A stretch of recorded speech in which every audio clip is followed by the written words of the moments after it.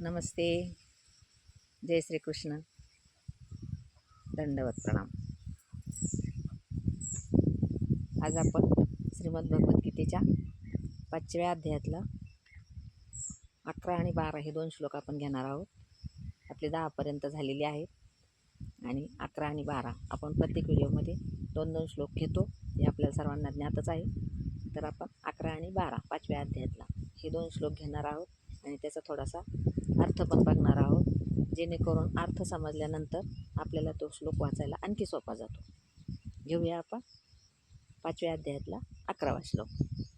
कायेन मनसा बुद्ध्या कायेन मनसा बुद्ध्या केवलैरिन्द्रियैरपि केवलैरिन्द्रियैरपि केवलैरिन्द्रियैरपि कायेन मनसा बुद्ध्या केवलैरिन्द्रियैरपि कायेन मनसा बुद्ध्या केवलैरिन्द्रियैरपि योगिनः कर्म कुर्वन्ति योगिनः कर्म कुर्वन्ति योगिनः कर्म कुर्वन्ति योगिनः कर्म कुर्वन्ति संगम त्यक्त्वात्मशुद्धये संगम त्यक्त्वात्मशुद्धये योगिनं कर्म कुर्वन्ति संगम त्यक्त्वात्मशुद्धये.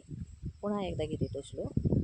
कायेन मनसा बुद्ध्या कैवलैरिन्द्रियैरपि योगिनः कर्म कुर्वन्ति संगम त्यक्त्वात्मशुद्धये. हा झाला 11वा श्लोक. तर पुढचा बघूया 12वा.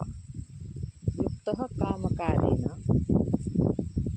युक्तः कर्मफलं त्यक्त्वा युक्तः कर्मफलं त्यक्त्वा शान्तिमाप्नोति नैष्ठिकीम् युक्तः कर्मफलं त्यक्त्वा शान्तिमाप्नोति नैष्ठिकीम् युक्तः कर्मफलं त्यक्त्वा शान्तिमाप्नोति नैष्ठिकीम् युक्तः कर्मफलं त्यक्त्वा शान्तिमाप्नोति नैष्ठिकीम् अयुक्तः कामकारेण फले सक्तो निबध्यते फले सक्तो निबध्यते. पुन्हा एकदा घेऊया तो श्लोक. युक्तः कर्मफलं त्यक्त्वा शान्तिमाप्नोति नैष्ठिकीम् अयुक्तः कामकारेण फले सक्तो निबध्यते.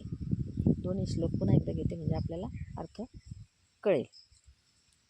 कायेन मनसा बुद्ध्या कैवलैरिन्द्रियैरपि योगिनः कर्म कुर्वन्ति संगम त्यक्त्वात्मशुद्धये युक्तः कर्मफलं त्यक्त्वा शान्तिमाप्नोति नैष्ठिकीम् अयुक्तः कामकारेण फले सक्तो निबध्यते. या दोन्ही श्लोकांचा आपण आता थोडक्यात अर्थ बघूया. आपण भगवद्गीतेतल्या 5व्या अध्यायातला 11 आणि 12 हे 2 श्लोक घेतलेले आहेत आज. आणि ह्या अध्यायामध्ये संन्यास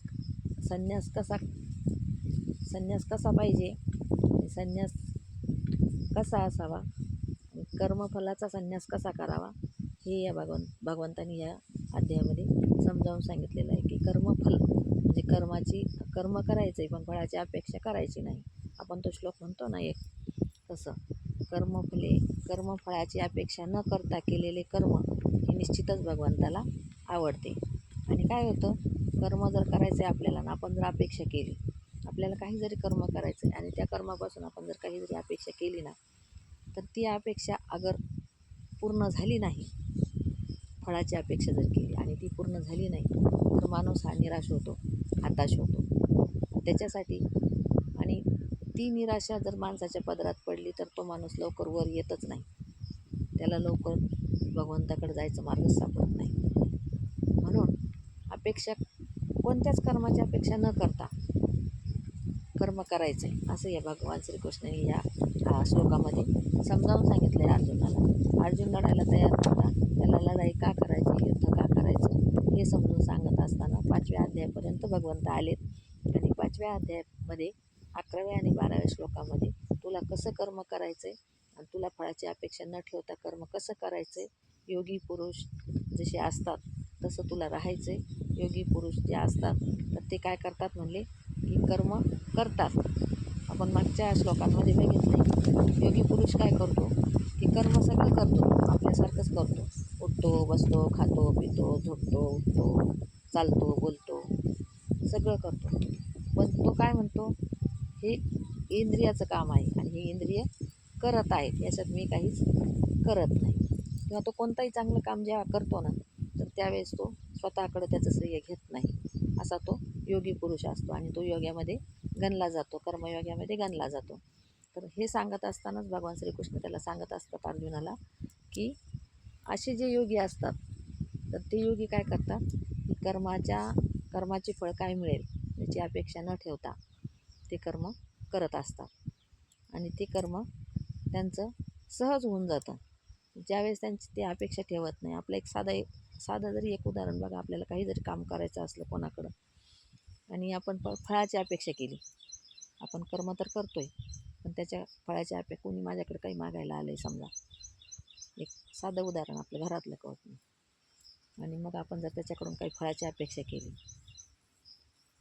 पुढं ते येतच आहे. आता पुढच्या अध्यायांमध्ये येतच आहे, दान कसं करायचं, अन्न कसं करायचं, म्हणजे गीतेमध्ये सगळं सांगितलं आहे. अन्न कसं खायला पाहिजे, दान कसं करायला पाहिजे, सत्पात्री दान कसं असतं, सात्विक अन्न कसं असतं, राजस अन्न कसं असतं, तामस अन्न कसं असतं, हे सगळं भगवद्गीतेमध्ये भगवान श्रीकृष्णाने सांगितलं आहे. पण आपल्याला ते वाचायला वेळच नाही. ते पुढे पुढे आपण जसं जसं जाऊ तसं तसं आपल्याला ते समजणार आहे.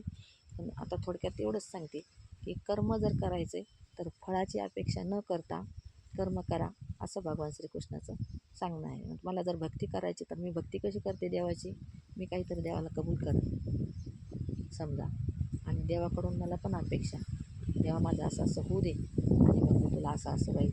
म्हणजे आपण त्या देवालासुद्धा भ्रष्टाचार शिकवतो. एक थोडक्यात सांगायचं म्हणजेच काय, देवाकडून काही करून घ्यायचं आहे मला, तर ते मला फळाची आशा, मी भक्ती कशा करता करेल तुझी, मला असं असं पाहिजे, मी देवाची पूजा कशा करता करत, मला असं असं पाहिजे, माझा मुलगा पास होऊ दे, माझ्या मुलाला नोकरी लागू दे, माझ्या मुलीचं लग्न होऊ दे, चांगल्या घरात जाऊ दे, जिथं तिला सासू सासरे नाहीत तर अशा ठिकाणी जाऊ दे. तर हे आपल्या माणसाच्या अपेक्षा झाल्या. पण ह्या अपेक्षा जर ठेवल्या आणि ह्या अपेक्षा जर आपल्या पूर्ण झाल्याने त्याचं काही फळ मिळालं नाही, तर माणसाचं मन हे निराश होतं आणि निराश मन कधीच भक्तीकडं वळत नाही. म्हणून भगवंत सांगतात की अपेक्षा पहिले ठेवायचीच नाही, अपेक्षा कोणाकडूनच ठेवायची नाही. अपेक्षा न करता केलेले कर्म हेच भगवंताला पण आवडते. आजचा व्हिडिओ आवडला असल्यास लाईक जरूर करा, शेअर करा. इथपर्यंत व्हिडिओ बघितल्याबद्दल सर्वांचे धन्यवाद. जय श्रीकृष्ण.